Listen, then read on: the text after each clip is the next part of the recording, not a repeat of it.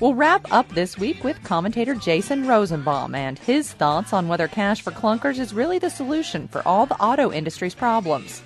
Is it possible for a governmental program to be a failure and a success at the same time? That paradoxical question is being asked lately of the so-called Cash for Clunkers program. In addition to preventing people from being behind the wheel of a large automobile, the program was meant to help car dealers hard hit by the recession. In between listening to my friend Soldier Boy tell people on the radio how he's gotten his, quote, swag on, I've heard a myriad of advertisements lately from car dealers announcing sales to coincide with the Cash for Clunkers endeavor. The result produced doses of good news and not so good news. On one hand, the program did serve its intended purpose in getting people to buy fuel-efficient cars. But the program became so popular that it ran out of money in less than a week.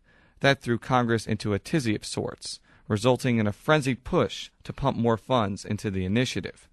Missouri's delegation in Congress expressed mixed reaction over the development.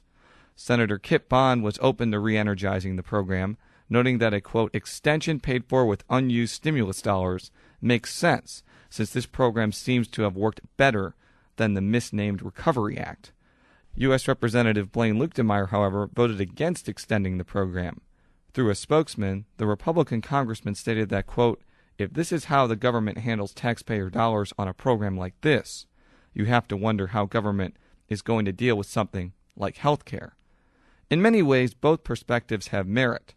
The Cash for Clunkers program clearly did what it was set out to accomplish, but is perhaps an example of Congress piecing together a program without thinking of long-term implications. Policymakers in Washington failed to allocate an adequate amount of money to keep up with consumer demand. There's another thing to consider here. It's unlikely that a mad rush would have occurred without the possibility of a hefty rebate by the government.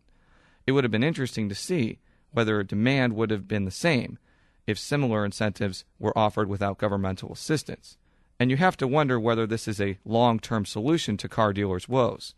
Granted, car dealers are not going through an easy time, but this could be an example of the governmental bull entering the private sector china shop.